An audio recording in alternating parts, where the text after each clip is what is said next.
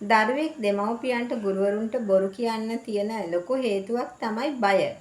ඒ දරුවව දඬුවමට යටත් කරයි, නින්දාවට අපහාසයට භාජනය කරයි, දරුවට හිරිහැරයක් වෙයි කියන බය නිසා දරුවා බොරු කියනවා. ඒ වගේම තමයි බොරු කියන්න හේතුවක් ලැජ්ජාව.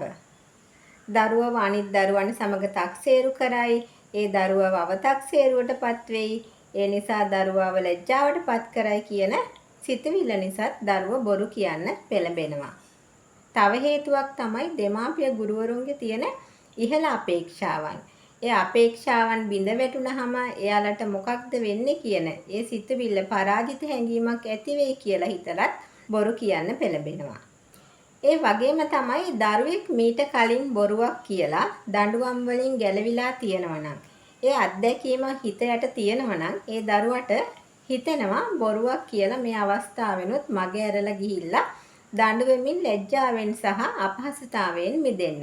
ඉතින් මේ හේතු නිසා දරුවා බොරු කියන්නට පෙළඹෙනවා.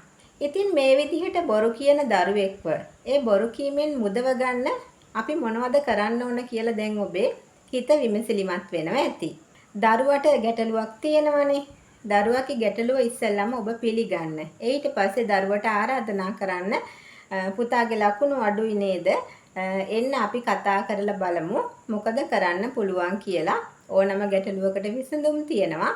අපි බලමු කොහොමද මේ ලකුණු වැඩි කරගන්නේ කියලා නිහතමානී සංවාදයකට ආරාධනා කරන්න ඕන. මෙන්න මෙහෙ එනවා මේ ඇවිල්ලා ඉඳ ගන්න මේ සැරේත් ලකුණු අඩුයි නේද? දැන් මේකට මොකද කරන්නේ? ඔන්න ඔය ආකාරයට නෙමෙයි බොහොම නිහතමානී ආදරණීය සංවාදයකට තමයි දරුවට ආරාධනා කරන්න ඕන. ඒ ඔස්සේ විශ්වාසවන්තභාවය ගොඩනගාගෙන දරුවට උදව් කරනවා කියලා දරුවට දැනෙන්න ඉඩ හැරලා බොරුවක් නෙවෙයි ඇත්ත පැවසීම තුළිනුත් ගැටලුවත් විසඳගෙන සාර්ථකව ජීවිතේ ආරක්ෂිතව ගෙවන්න පුළුවන් කියන එක දරුවට දැනෙන්න ඉඩ අරින්න ඕන. දරුවට හැබැයි කිසිම විටක හිංසාවක් පීඩාවක් ඇති වෙන ආකාරයෙන් අපි මේ ගැටලු විසඳන්න යාම කිසිසේත්ම සුදුසු නැහැ. දඬුවම් සාර්ථකව දරුවාගේ යහපත පිණිස දියුණුව පිණිස යොදා ගන්න ක්‍රමය කුමක්ද කියලා ඔබ සැලකිලිමත් වෙන්නත් ඕන.